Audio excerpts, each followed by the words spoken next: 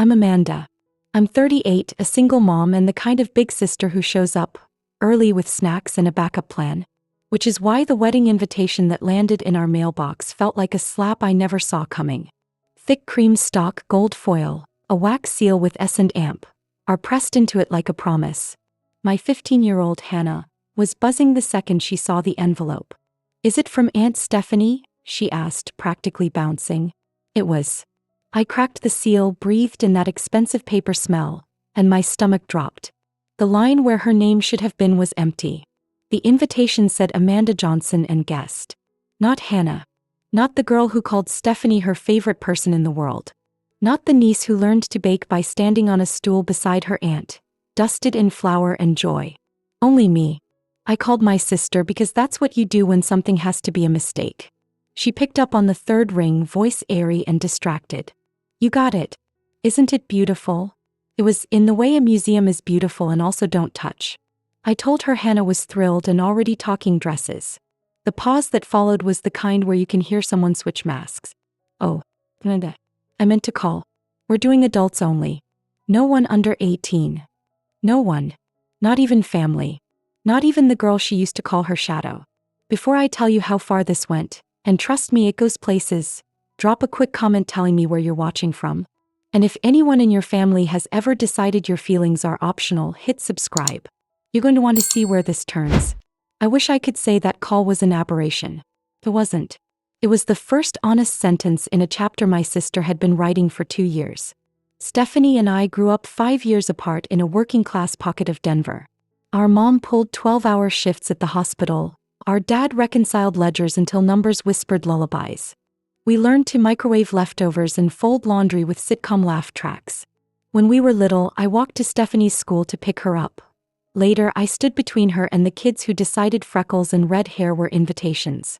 In high school, I made her wear a jacket to her first date even though it was June because what if it got cold? At my wedding, she held my bouquet in my hand.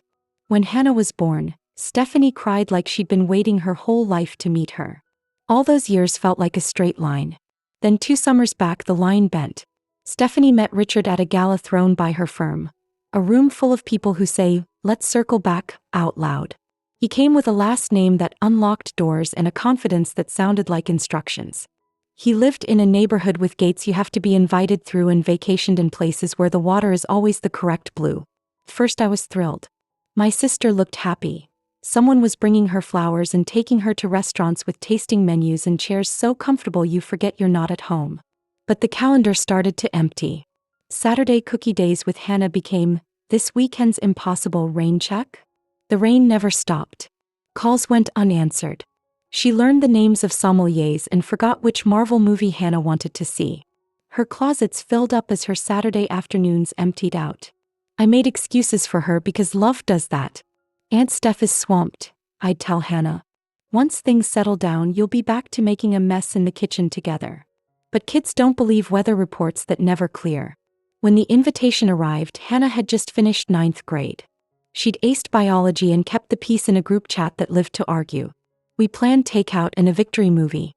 Then I opened that envelope and realized the script had changed without our consent.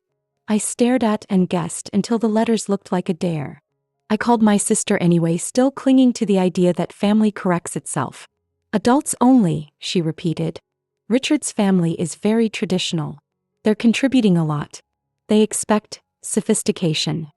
I asked the obvious. She's 15, not 5. She knows how to sit still and say please. Stephanie sighed like manners were beside the point. "It's an evening affair. Open bar. We can't make exceptions." I tried to negotiate like a lawyer in a show who always finds the clause. What if Hannah hands out programs? Works the guest book? She doesn't have to be a guest to be present. "We already hired staff," she said. Somewhere behind her, a murmur. "Richard." And when she came back on the line, her voice had hardened into something polished. "It's not up for debate. We hope you come with an adult." Then Richard got on like a closing argument. "We've curated a sophisticated event," he said as if we were applying to attend.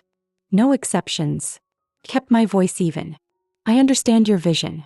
What I don't understand is how family fits into it." "That's your perspective," he replied and handed the phone back to my sister like a dish rag. She hung up in a hurry. The silence that followed was not empty. It was heavy enough to bruise. I sat at our kitchen table, phone face down, the invitation staring like it wanted to be blamed.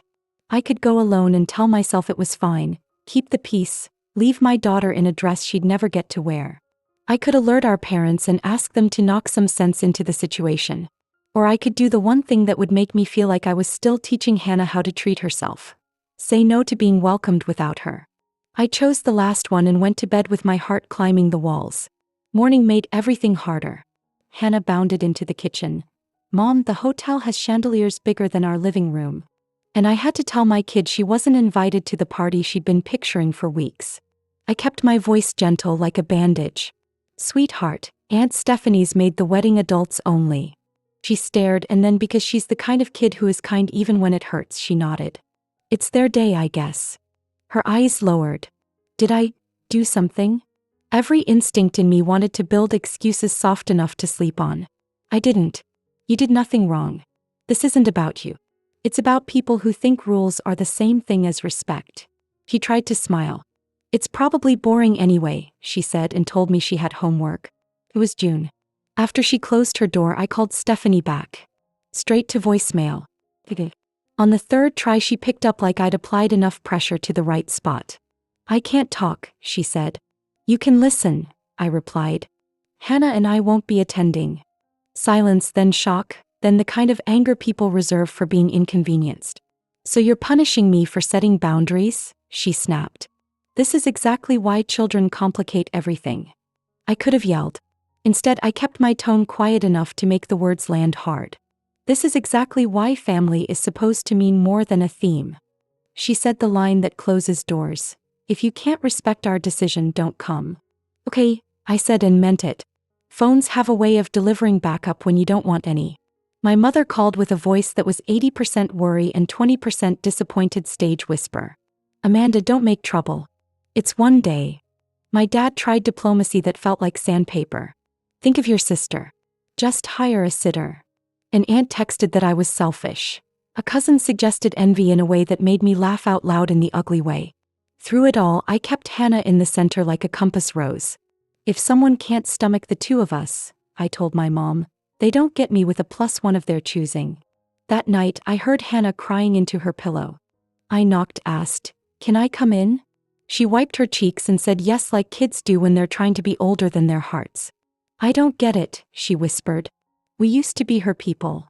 I brushed hair from her forehead the way I had when she was 3 and afraid of thunder that sounded like bowling balls. People get distracted, I said. They forget what matters. It doesn't mean you're forgettable. Are you really not going because of me? She asked. I'm not going because we're a package, I answered. That's what family means to me. She hugged me so tight my ribs filed a complaint. The wedding day came polite and perfect, like the weather had RSVP'd yes to a charming event. We built our own day instead. Hannah and I watched the Marvel movie she'd been waiting for, cheered, grabbed Cheesecake Factory lunches the size of small children, and bought matching bracelets because sometimes you mark your own celebrations. My phone vibrated like it was trying to walk off the table. Photos from cousins, a text from my mother that said, "It's beautiful. You could still make the reception," and a message from a friend who wrote, "She keeps looking at the door." I put the phone face down again. You can tell me, Hannah said, because my kid is observant to a fault. It's just updates, I said. And this is where I want to be. By the time we got home, the group chat had turned post-mortem. Ice sculptures. A 10-piece band. A cake that made architectural choices. Richard's family so impressive, my mother wrote, which is a way of saying money makes rules. A friend pulled me aside at coffee a few days later and said she'd overheard Richard's mother describe my parents as quaint, like they were furniture she didn't mind for a weekend rental. The phrase lodged in my throat. Stephanie posted Italy like she was paid to. Tuscan hills, captions that sounded like a brochure. A gondola kiss under a bridge named by tourists. Not one mention of empty chairs that should have had our names on them. When she got back, she and Richard bought a house with more bathrooms than most families have people and invited us, well me, to a cocktail thing where the dress code was adults only, even though no children had expressed a desire to attend. My mother relayed the invite as if it were a golden ticket. I asked the only question that mattered. Is Hannah welcome? My mother's pause did everything a word could. It's an evening event. We declined. This became the new weather in our family. A barometric pressure change that made holidays feel like migraines you could predict weeks out. Sunday dinners at my parents' house got tense. You could feel the air curdle when my mom said Richard's parents, and then said Aspen, like she had a new favorite letter. I skipped more than I attended. When I did go, I watched my dad practice neutral like a second language and my mother pretend a seating chart could solve math that didn't add up. Through it all, Hannah did what teenagers do best. She adapted. She hung out with friends, got a job babysitting, and sometimes scrolled old pictures of her and her aunt with a face that told the truth better than words. December arrived with the kind of cold that makes sound sharp. My mother called and announced Christmas Eve would go on as usual. That statement tried to be a magic trick. Say, as usual, enough times and make the last 6 months disappear. Will Stephanie and Richard be there? I asked. Yes. Then we need to talk about Hannah, I said. I won't walk her into a room where she's an afterthought. My mother sighed like I was the one making this hard. It's Christmas. Everyone is welcome. Everyone is welcome is not the same as someone is wanted. I need them to acknowledge they hurt her, I said. I need them to try. You ask too much, my mom replied, and I realized how low the bar had fallen when accountability sounded like a luxury item. I told Hannah it was her call. We can start a new tradition, I said. Ski trip. Aunt Judy's. We can build something that doesn't require permission. She stared at her textbooks like they might yield an answer. I don't want drama, she said, and I don't want to miss Grandma's mashed potatoes. She lifted her chin. Let's go. But if it's weird, we leave. We practiced how to be polite without being smaller. We wrote sentences we could use like exit ramps. We're going to grab some air. We have an early morning. Thank you for having us. I started a project that felt like a prayer and a plan. After Hannah went to bed, I pulled out shoeboxes of photos and the folder of drawings she made for her aunt when crayons still felt like magic. I ordered a leather album, the kind that smells like a library. I chose pictures like you choose evidence. Gently with context. Me age 5 holding newborn Stephanie like a breakable star. Stephanie wobbling on a bike with my hands on the seat. Us in matching dresses we hated but wore anyway because Grandma bought them. And then Stephanie and Hannah. Baby cheeks and a woman who looked at them like she was seeing a miracle every time. Cookie-smeared faces. A mall photo booth that caught them mid-laugh. A Mother's Day card Hannah made for Stephanie because you are like a second mom. On the last page, I mounted the invitation that didn't include my kid and wrote under it in my own hand, family means nobody gets left behind. It wasn't a threat. It was a reminder. I tied the album with a red ribbon like it was fragile and sacred. It was both. Christmas Eve arrived with a dusting of snow and a kitchen that smelled like gingerbread and second chances. Hannah wore a green velvet dress and the gold necklace I'd given her for her birthday. She looked in the mirror and asked, "Do I look okay?" "You look like the person I raise my standards for," I said and meant it. We drove to my parents' house, which was indecently festive. Lights on every surface that would hold one, a wreath the size of a tire, the inflatable snowman my dad swears the neighbors adore. My mother greeted us with a smile that had to be pinned in place. "Merry Christmas," she said, and if she was thinking behave, she didn't say it out loud. They were there. Stephanie, in a red dress that whispered money when it moved. Richard in a suit that looked like it came with rules. His parents in jewelry that probably had its own insurance policy. Hannah's hand found mine. We said our Merry Christmases. My father hugged us like a man crossing a bridge he hopes will hold. Richard's parents nodded the way you acknowledge a CVS cashier you might see again. Richard gave us a Merry Christmas like he was checking off a task. Stephanie hugged me quickly and said, "Glad you could make it," like our presence was an RSVP she hadn't believed. Then she turned to Hannah. "You've grown," she said as if growth were a surprise. "Merry Christmas," Hannah replied, voice steady, chin level. The dining room had been stretched to its architectural limits. The seating arrangement, my mother's pride, put Richard's parents near the head with my parents flanking, Stephanie and Richard just beside them. The rest of us fanned out like supporting cast. Hannah and I were on the far end, which felt like both accident and plan. Dinner tasted like efforts that didn't solve anything. Glazed ham, roasted vegetables, potatoes that could heal minor emotional wounds. Conversation looped around safe topics until Richard raised his glass for a toast that was less about Christmas and more about announcements. New traditions, he declared, and exciting news. They joined a country club with a waiting list, put money down on a place in Aspen. We'll host family there, he said, and then added almost as an afterthought, mostly adult gatherings, glancing our way. Under the table, I felt Hannah's hand go cold. I covered it with mine and tapped twice. You're not invisible. When it was present time, the night turned into a parade of look what we can do. Richard gave Stephanie a bracelet that made my mother exhale like it was a plot point. Richard's parents gave envelopes and stories about where they bought them. Hannah and I opened a pair of scarves with the tags still attached and gift cards that said, "We don't know you." We said thank you anyway because grace isn't expensive. Then I handed Stephanie the leather album. "It's simple," I told her. "But it's ours."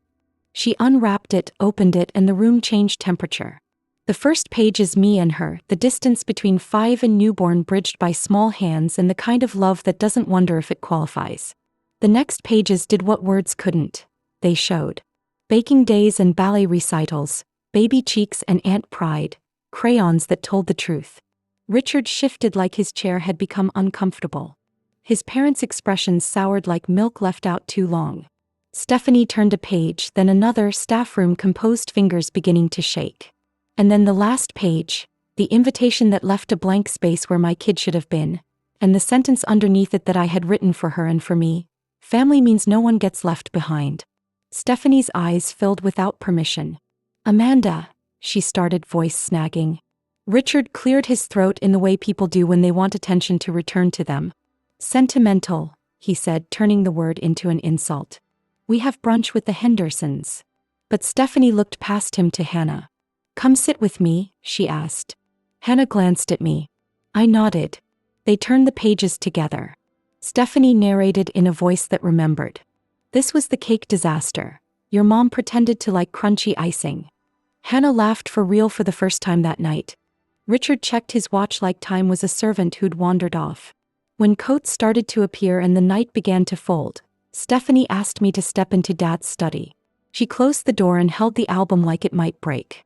"It's beautiful," she said. "It's awful." I knew what she meant. Beauty that indicts hurts. "Is this who you want to be?" I asked quietly. "Someone who tells a kid she doesn't fit the picture?" She stared at the invitation page. "Richard's family has expectations." "So do I said not unkindly. "So does Hannah. So do you if you look at these pages and remember." She whispered like the room might overhear. "He can be difficult when he doesn't get his way." A chill passed my spine and settled. "Are you happy?" I asked. She didn't answer in words. "You don't need to when your face does." "I have everything I thought I wanted," she said after a long moment, "and I still miss this, us." "It isn't too late," I said. "You can come back to yourself." We rejoined the living room with a truce we hadn't signed and a possibility we hadn't named. As people shrugged into coats, Stephanie hugged Hannah and said, "Lunch next week? Just us." Hannah lit up like the tree. Richard frowned like someone had told him no, which must have felt new. He didn't stop her. In the car on the way home, Hannah stared out at the lights and said, "Do you think she meant it?" I did. The album had moved her like a mirror. Sometimes people need to see themselves to find their way back, I told my daughter, who is smarter than me half the time. That was a way back. I wish I could tell you that one night fixed everything. What it did was open a door that had been painted shut. The very next morning, my phone buzzed with a text from Stephanie. "Can we meet for coffee? Just us." We picked a cafe halfway between her life and mine. She showed up in jeans and a sweater instead of armor. She held her mug like it was a confession. "We fought after we left," she said, not looking away. Richard called the album manipulative. He said I was embarrassing him, clinging to old life sentimentality. She huffed out a laugh that had no humor in it. I slept in the guest room. "What do you want?" I asked, because choice is a muscle and you have to use it. "To stop choosing against myself," she said. I told him I'm having lunch with Hannah. I'm done pretending my niece is bad optics. And he told me to decide what matters more, his world or my quaint family. He swallowed. I told him love doesn't force a choice like that. She was staying at a hotel for a few days. She was scared and relieved and angry and clearer than I'd seen her in a year. Lunch with Hannah happened in the booth of the diner where the chocolate milkshake actually tastes like chocolate. They talked for 2 hours like the last 2 years had been a bad dream. Stephanie apologized for the wedding. "I should have stood up for you," she told Hannah. "I forgot who I was supposed to be." They made plans for Saturday shopping that didn't involve logos as a personality. And then, because real life is not a montage, the work began. Couples counseling for Stephanie and Richard.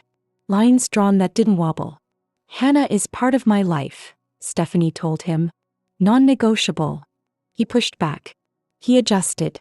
He tried again. People can change. Sometimes they need a map, sometimes a shove, sometimes both. By spring, the dinner table looked different. We ate at my parents' one week, at Stephanie and Richard's the next. Hannah always had a place set. A real one, not the kid chair at the end. Richard's parents remained cordial, like strangers in first class who let you have the armrest because the flight's long, but they no longer said children, like it was a synonym for nuisance. When Easter came, we went to Aspen after all. Not because Richard declared it, but because Stephanie wanted the mountains to hear us laugh. Hannah had her own room with photos of her and her aunt on the dresser like a thesis. The message wasn't subtle. You belong here. One evening on the balcony, Stephanie stood with her arms wrapped around herself and said, "Thank you for not giving up on me." I told her the truth. "Thank you for not making me." Inside, Hannah beat Richard's father at chess and didn't gloat. Progress wears ordinary clothes.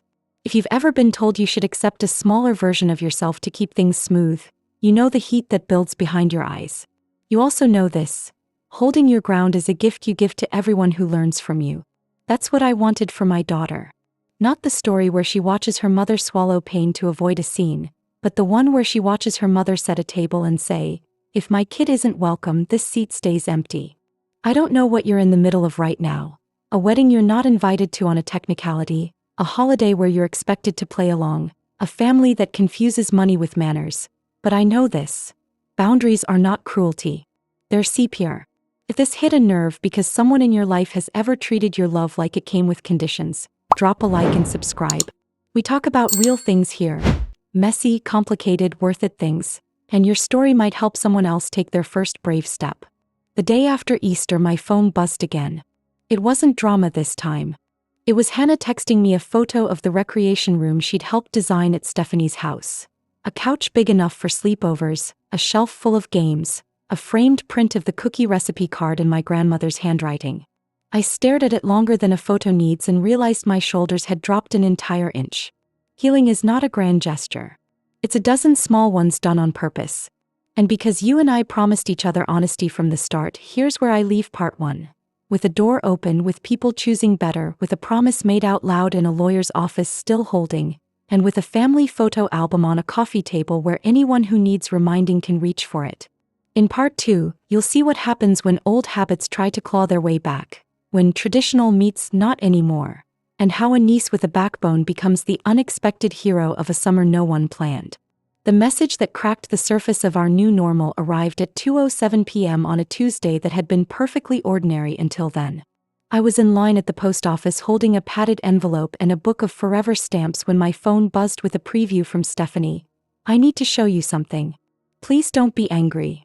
5 minutes later, I was back in my car with the AC roaring and a video loading. Silent at first, then sounds swelling. The wedding trailer her videographer had finally delivered months late.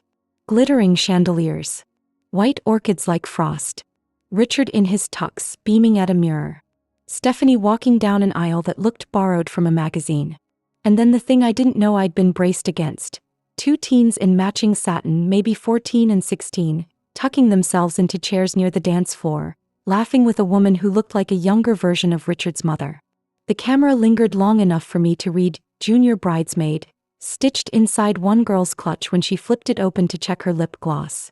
I watched the clip twice, then a third time, the taste in my mouth turning to metal. I typed and erased responses until my fingers shook too much to keep pretending I was calm. Were there exceptions? I finally wrote. A bubble appeared, disappeared, reappeared. Richard's cousins. It was a last-minute thing, she sent. His mother insisted. I didn't think. You thought I wouldn't find out? I typed, then deleted it because it wasn't the truth. The truth was worse. I hadn't even considered looking. I had wanted the world to be kinder than it had been. Come over, I wrote instead. Without him. She was on my couch an hour later with the kind of face people put on before they say the thing they should have said months earlier. I lied to myself. She said no dress, no armor, just my sister in jeans and a sweater. I told myself adults only meant adults only, but it didn't. It meant only the adults and teenagers with the right last name. I was wrong. I'm sorry. When someone says the line you needed, you don't always know what to do with it. I sat with it, with her, with the way Hannah hovered in the kitchen pretending to need water. I called Hannah in and Stephanie turned her body toward my daughter like apology required a different posture. I hurt you, she said to her niece. I let other people decide what mattered on a day I should have known better. You were never the problem. My spine was. Hannah's mouth pressed into a line that wasn't anger so much as protection, the expression she gets when she's building a wall with better materials than the person in front of her has been using. Thank you for saying it out loud, she answered. It still hurt. I know, Stephanie said, and for once there wasn't a but coming. Before I go farther, if you've ever had a relative move the goalposts and then pretend the game didn't change, tell me where you're watching from in the comments and hit subscribe. We talk about this kind of mess here. The kind that looks good on paper and feels awful in real life. And your story might be the line that helps someone else hold theirs. In the weeks after Christmas, after the album and the coffee and the diner milkshakes that tasted like choices, we had built something that felt fragile and real. Family dinners where the table didn't tilt toward anyone, a therapy schedule that made the calendar look like it understood us, Saturdays in which Stephanie and Hannah slipped back into old rhythms not because nostalgia told them to but because they wanted to. There were still missteps. A brunch where Richard's mother loudly admired a bracelet while quietly measuring who had earned the right to be at the table. A conversation about colleges wherein Richard used brand like it was a major. But the dial had moved. When Easter happened in Aspen, it had been because Stephanie insisted and then followed through. Progress had taken a breath.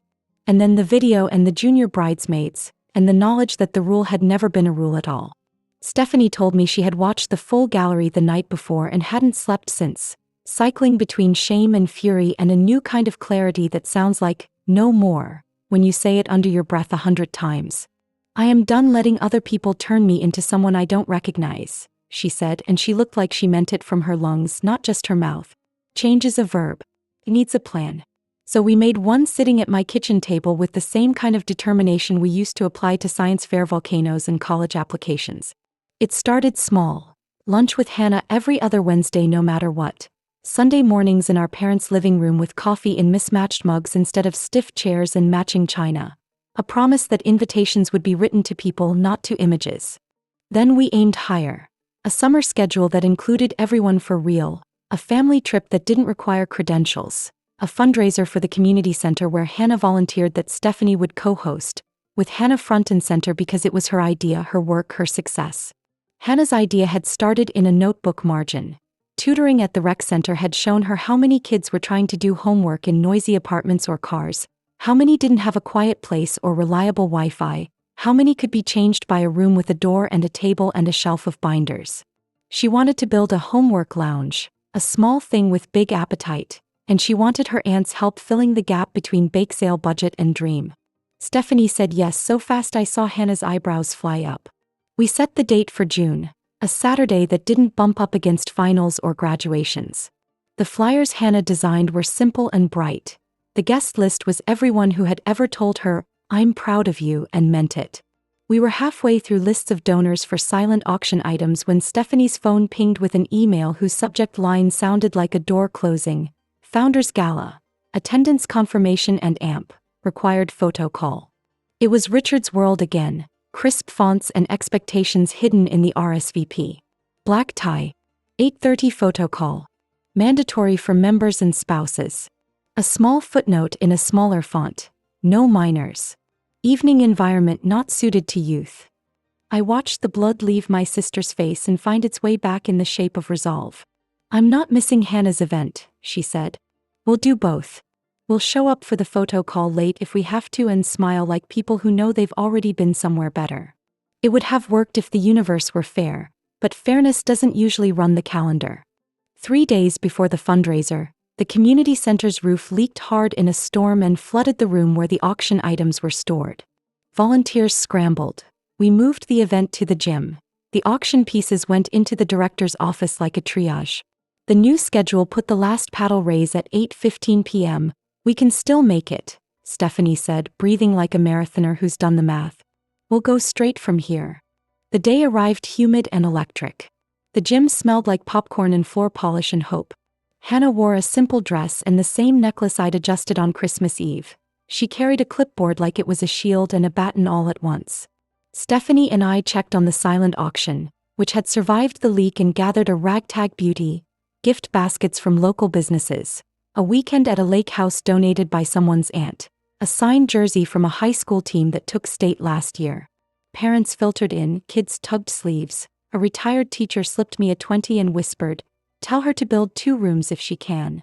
The paddle raise was a revelation.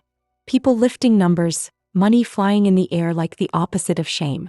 Stephanie matched the highest gift in the room without blinking. Richard arrived at 7:50 in a tux with his tie loosened and the kind of smile you put on when you plan to persuade. He applauded politely, told the director the gym had great bones, and asked Stephanie in a low voice if they could leave at 8 sharp. "No," she said, also low, eyes on Hannah at the mic. "We leave when she's done." Hannah told a story about a kid who had been failing algebra until he found a desk with a lamp and a volunteer who understood how to explain slope as something you could feel under your feet. She wasn't dramatic. She wasn't selling. She was telling the truth and asking for help to tell it louder next year. When the last paddle went up and the gym erupted, it was 8:18. Richard checked his watch the way some men check a scoreboard. "We're late," he said. "We're right on time," Stephanie answered. We slid into a black car at 8:32 and pulled up to the hotel at 8:49. The red carpet had been rolled up by then, but the step and repeat was still there. A backdrop full of sponsor logos and a handler with a clipboard who recognized Richard and tightened. "Mr. Harrington, we missed you at call," she said. "We'll try to fit you in." "Try?" he repeated as if the word were novel and distasteful. Stephanie squeezed his arm once, not as a plea, but as a reminder that he was not alone in the universe. The handler's eyes slid to me. "And you are?" "Her sister," I said, nodding at Stephanie. The woman measured me in a glance and relaxed the way people relax when they decide you're not a headline. We did the gala. There were speeches that praised donors by weight of check and small talk that sounded like an exchange of business cards acted out with mouths. There were men who introduced their wives by first names and titles. "This is Lauren. Pilates. This is Kate. Philanthropy." There were women who shook my hand like they were squeezing an orange to see if it was ripe. We lasted an hour and left before dessert, because we had already eaten something better. A gym full of people choosing to build a room instead of a reputation. I thought the night had gone as well as it could have until the morning voice that used to raise me told me what I was supposed to apologize for. My mother called at 7:12 with a report. Richard's mother had found us charming at first, then disappointing, and had said to a circle of people that her son couldn't be expected to split himself in 2 for some school bake sale. My mother tried to be neutral and failed, as people do when their approval depends on who's listening.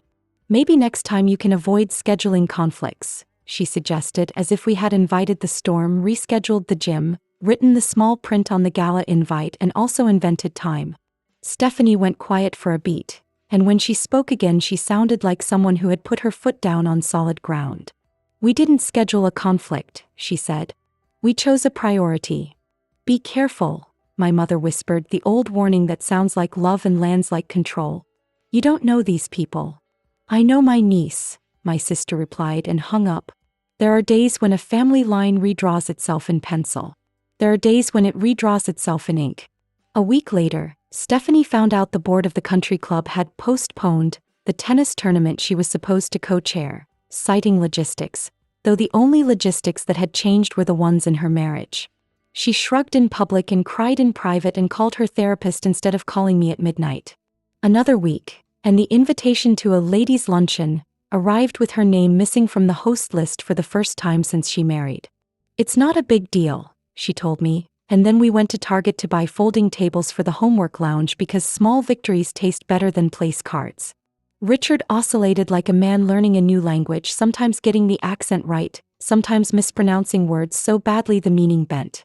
He brought pizza to the rec center one afternoon and asked the kids what they wanted on the wall in the new room. He suggested a plaque the next with his family name on it as if the alphabet were furniture you could install. How about a plaque with the kids' names? Hannah said calmly. The ones who show up do the work. He blinked, then nodded, and I watched him file that away under ideas that won't kill me to try. And then a thing happened that none of us saw coming because it was the kind of thing you can't plan for. My father had a scare. Not the worst kind of scare.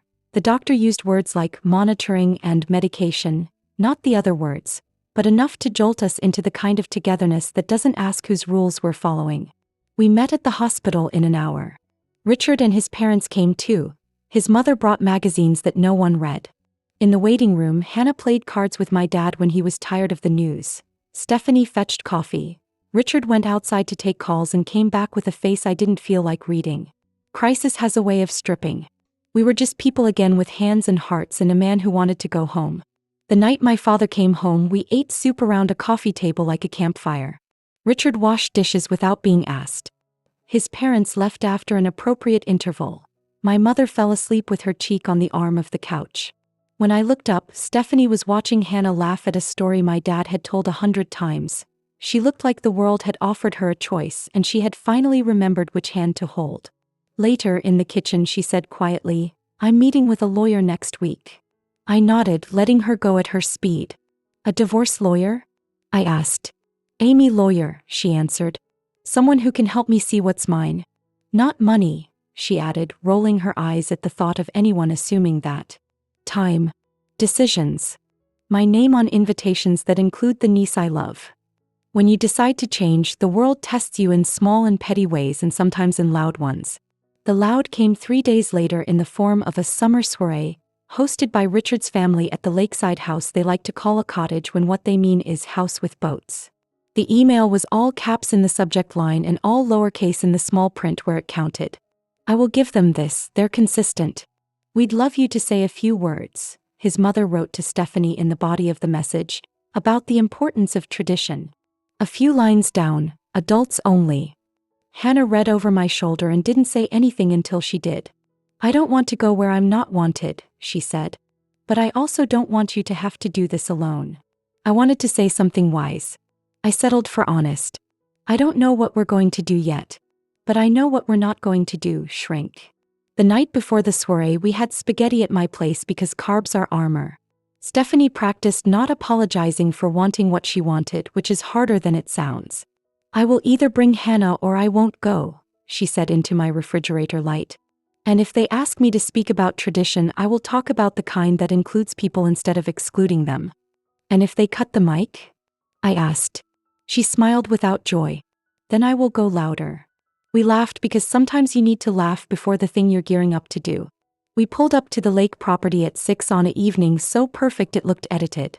The driveway wound past trees trimmed the way only trees with staff get trimmed. The lawn was a dare. A woman in a silk dress I would not have worn even if I'd had access to it greeted us with air kisses and a name I immediately forgot. Inside, a shop had exploded. Crystal, silver, a bartender with a jawline, past hors d'oeuvres that tasted like someone's idea of interesting. Richard's mother crossed the room in a straight line and took Stephanie's hands like she was preventing her from leaving. "Darling," she said. "You look rested." Then she saw me and recalibrated. "Amanda. How nice." Her eyes scanned behind us for the problem she was sure we were going to create. "It's just us," Stephanie said. "Hannah's babysitting." That last part was true. Hannah was indeed babysitting, for a neighbor for money because she prefers to earn what she spends. It was not why she wasn't here. We were not here to make a scene. We were here because sometimes you stand in a room you didn't choose to prove to yourself you can and then leave on your own terms. Richard found us with 2 flutes of champagne and relief I couldn't misinterpret. "Thank you," he whispered to Stephanie, the gratitude of a man who didn't want to fight the same old fight this specific night. "I still want you to hear me," she whispered back. Later.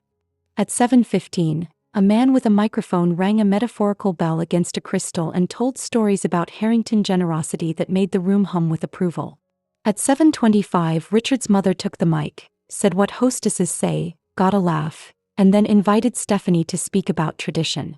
My sister walked to the front like someone walking to a door she had already decided to open. She didn't have notes. She didn't need them.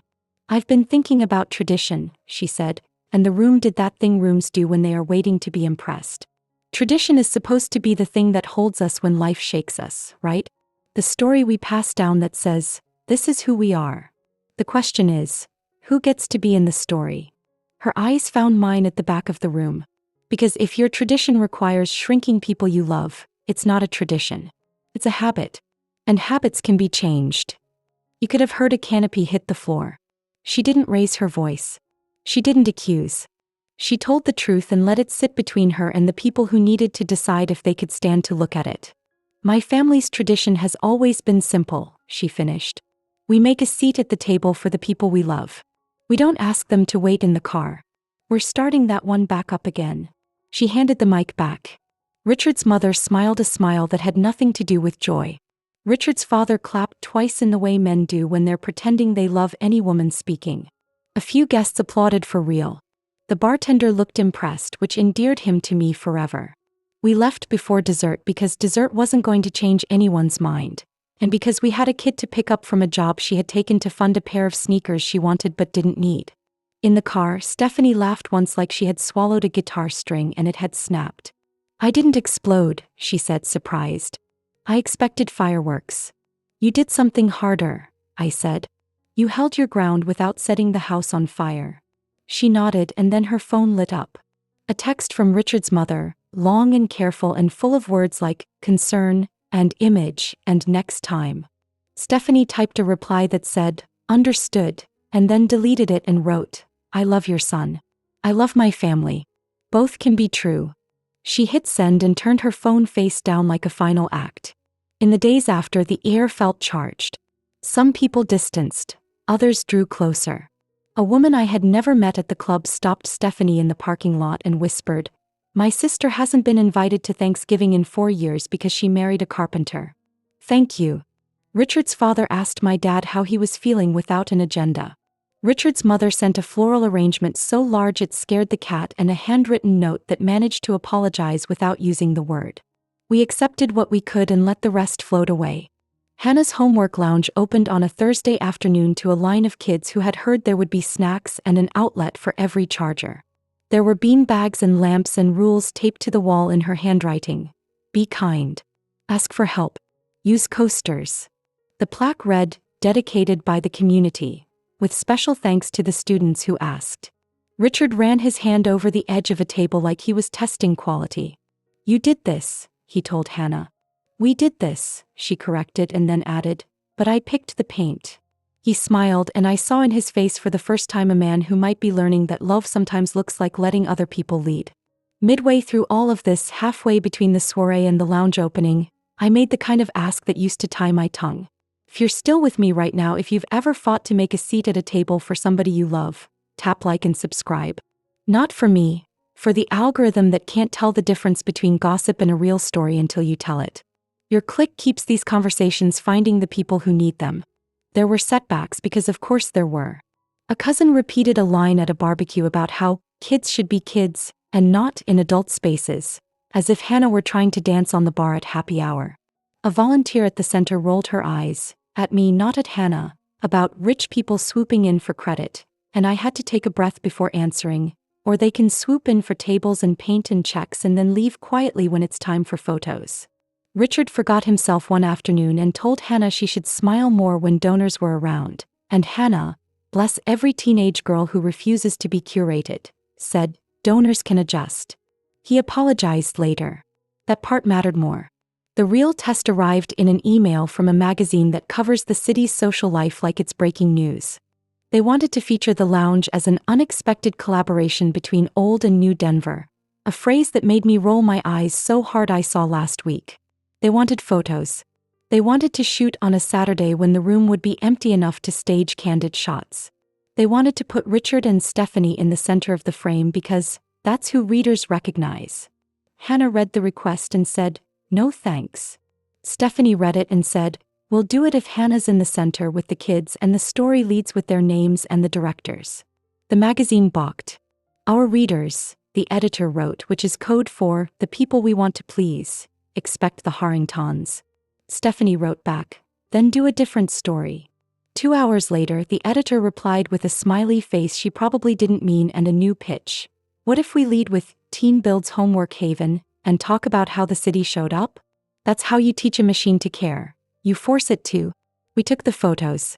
They were beautiful because the room was beautiful, because the idea was beautiful, because kids working hard in safe places are beautiful.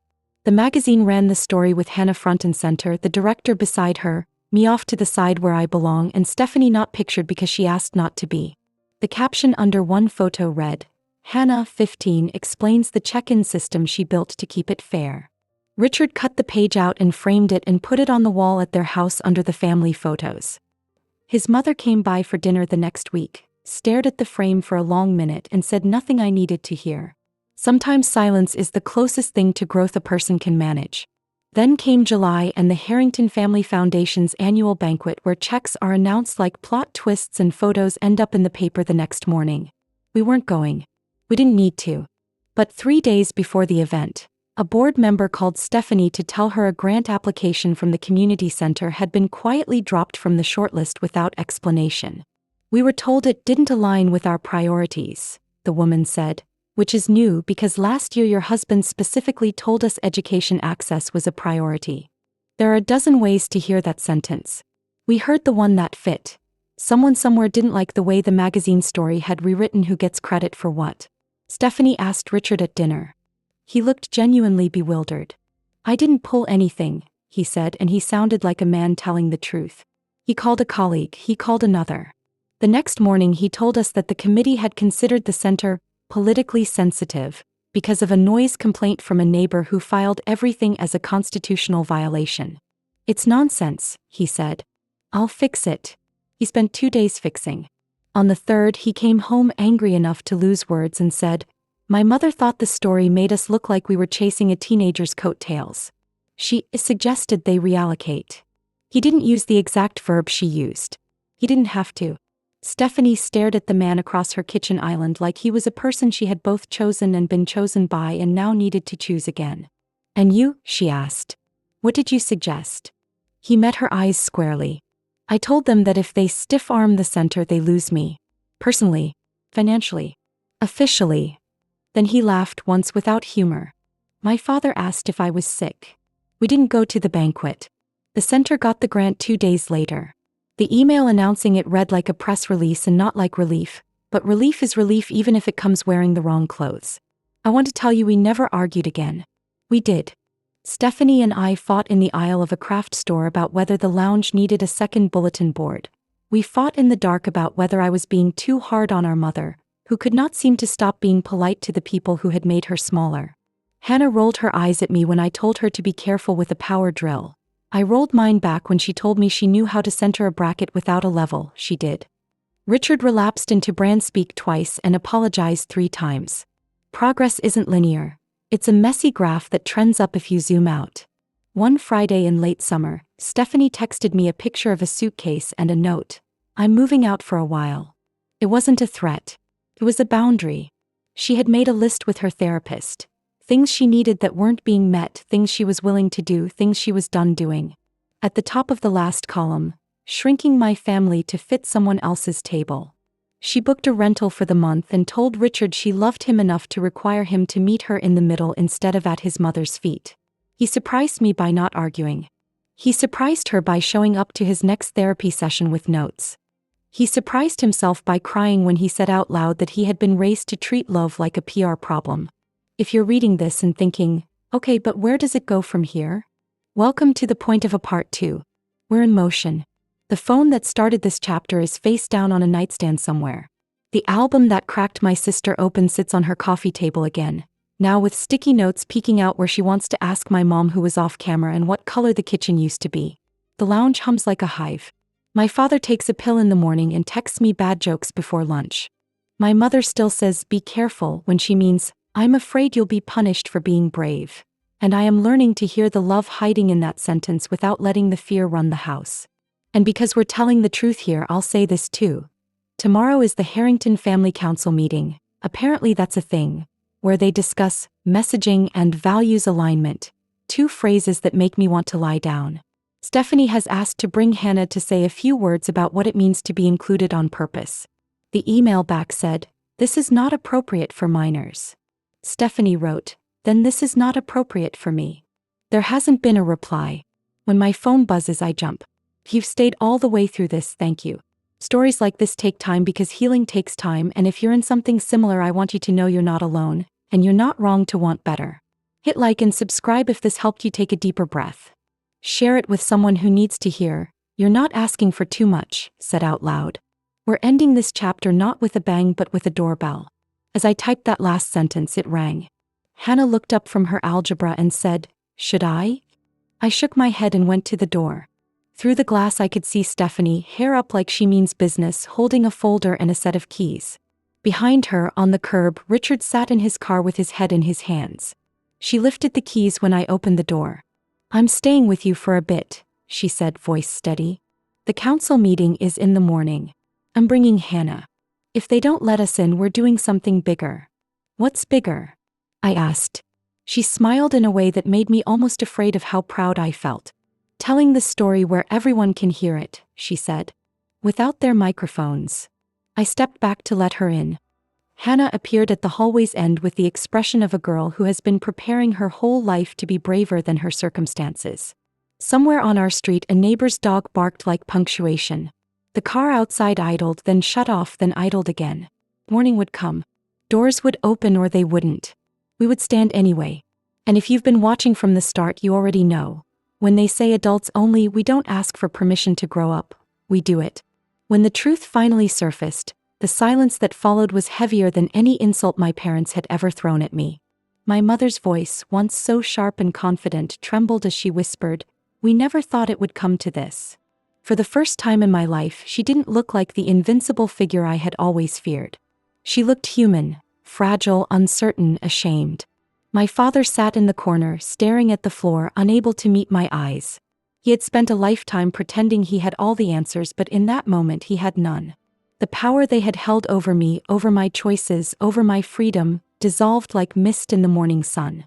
I took a deep breath, steadying my voice. "You thought you could take everything from me, but you forgot something important. You forgot that I learned from you. I learned how to fight, how to survive, how to stand my ground. And now, I'm standing right here, refusing to let you define my life any longer." The words didn't just come from anger. They came from years of buried pain, finally breaking free. My sister, who had been watching quietly, finally spoke. Her tone wasn't defiant or smug like before. It was soft, uncertain. "I never wanted it to go this far. I just wanted to feel special." For a second, I almost felt sorry for her. Almost. But pity doesn't erase betrayal. She had been part of this all along, and now she had to live with the consequences too. Walking away wasn't easy. Every step felt like dragging a chain that had been wrapped around me since childhood. But with each stride, the weight lessened. By the time I reached the door, I realized something powerful. Freedom doesn't come from winning a single battle. It comes from refusing to stay in the war. I wasn't going to keep playing their game. I wasn't going to spend my life chasing apologies or waiting for validation that would never come. The days that followed were quiet, almost too quiet. I found myself listening to the sound of my own breath, the hum of the city outside, the way the world kept moving no matter how shattered I had felt inside. And slowly I began piecing myself back together. I bought back what they tried to steal. Not just material things, but my dignity, my confidence, my right to live on my own terms. And here's the twist: life always seems to deliver when you least expect it. My story spread further than I could imagine. Friends, extended family, even strangers who heard what happened reached out. Some were shocked. Others admitted they had seen the cracks all along. A few even told me they wished they had spoken up sooner. But the most surprising part? People I never thought I could rely on became the pillars that held me up. Sometimes family isn't who you're born with. It's who shows up when the storm hits. Weeks later, I got a message from my father. No demands, no excuses, just 6 words. "We were wrong. We're sorry." I didn't respond. Not out of spite, but because forgiveness isn't something you hand out like candy. It's something that grows when the soil is ready. Maybe one day I'll get there. But for now, I was finally living a life where I didn't need their approval. Looking back, I don't see this story as just revenge. It wasn't about getting even. It was about reclaiming my voice, my choices, my future. Revenge feels good in the moment, but what really lasts is the strength you build when you stop letting others control your story. That strength? That's mine now. And no one, parent, sibling, or otherwise, will ever take it away again. So if you've ever been betrayed by the people who were supposed to love you the most, know this. You are not defined by their actions. You are defined by the way you rise after the fall. And if my story proves anything, it's that even in the deepest betrayal, you can find a path to freedom. Before you go, I need to ask you something. Stories like mine matter because they remind us we're not alone. If you've ever faced betrayal, if you've ever rebuilt yourself from the ashes, drop a comment and share your strength. And if you believe that no one has the right to steal your future, not even family, hit that like button and subscribe. Because more stories are coming, and trust me, you won't want to miss the next one. This isn't just my ending. It's a beginning. And maybe, just maybe, it can be yours too.